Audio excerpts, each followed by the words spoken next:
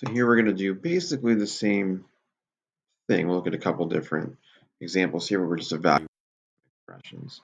So 32 raised to the power of 3/5. Make it 32 to the power of 1/5 cubed. 32 to the power of 1/5 is 2. And then when you cube it, you get 8. All right. 27 raised to the power of negative 2/3. So break it into 27 to the power of 1/3 and then raise the power of negative 2. 27 to the power of 1/3 is 3. Raise 3 to the power of negative 2 and you get 1/9. All right, 50 does not have a perfect fourth root. So there's no way to do that by hand. So you would simply use a calculator, raise the power to 3/4. Yeah, let me real quick demonstrate. We pull up a scientific calculator.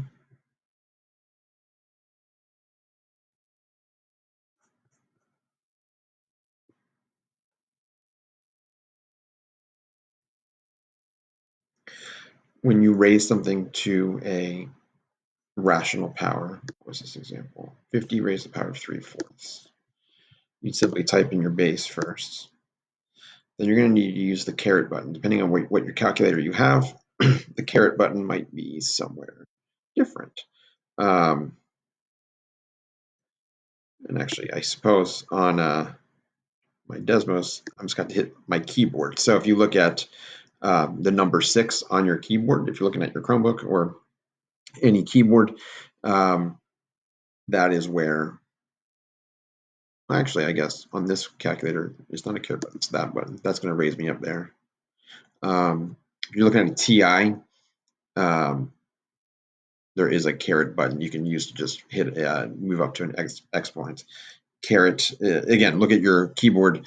It would be what you'd hit Shift 6 on a keyboard. That symbol would be getting you to an exponent. Anyway, once you're up there, now you can type in a fraction 3 divided by 4.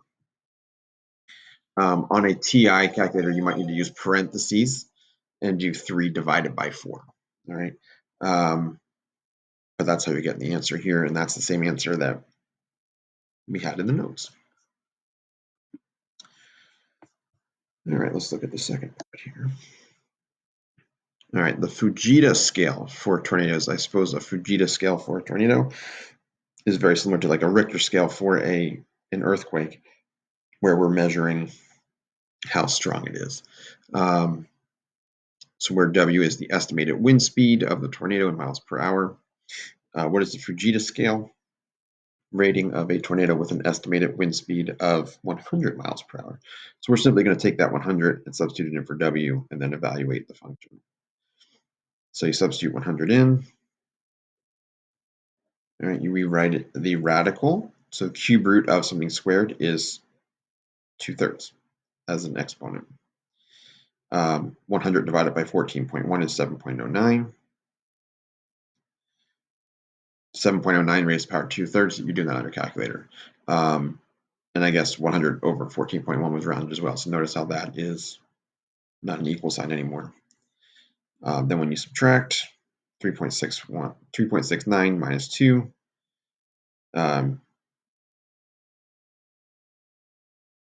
see it, huh? There we go.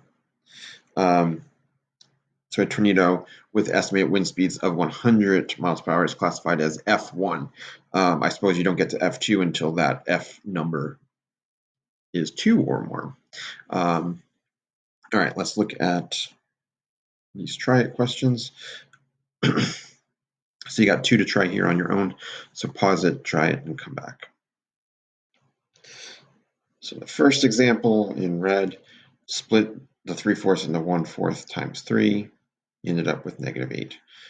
Here, for part B, I did make it a rational exponent. However, you can't do that by hand. So on the calculator, it rounds to 2.72 to the nearest hundredth. All right, let's look at example 4.